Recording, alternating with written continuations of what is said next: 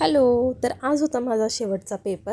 आता सकाळचे वाजलेले आहे 7. माझा पेपर आहे 10 वाजता. पेपर जरी 10 वाजता असला तरी पण मला सकाळी घरातून 7 वाजता निघावं लागतं, कारण कॉलेजच एवढं लांब आहे. त्यानंतर मला फर्स्ट बस वगैरे भेटली. मी बस स्टॉपवरती आले आणि माझा सगळा थेरी पार्ट कवर झालेला होता, पण मला डायग्राम्स बघायच्या होत्या. त्यामुळे नेक्स्ट बस येईपर्यंत मी माझ्या सगळ्या डायग्राम्स वगैरे बघून घेतला. त्यानंतर नेक्स्ट बस वगैरे भेटली. बाहेरचा मस्त व्ह्यू एन्जॉय करत करत मी फायनली कॉलेजमध्ये एंट्री केली. कॉलेजमध्ये पोहोचल्यानंतर माझं मेन काम माझा आउटफिट चेक करण्याचं ते केलं आणि बाहेर येऊन बघते तर काय, सगळे स्टुडंट एकदम सिरियस मोडमध्ये अभ्यास करत होते. आणि इकडे आमचा फ्रेंड आम्हाला सिलेबसमधले नवीन नवीन टॉपिक सांगत होता की हे पण येणार आहे, हे पण येणार आहे. पण ठीक आहे म्हटलं, राहू द्या. नंतर एक्झाम स्टार्ट झाली, पेपर वगैरे दिला आणि पेपर छान गेलेला होता.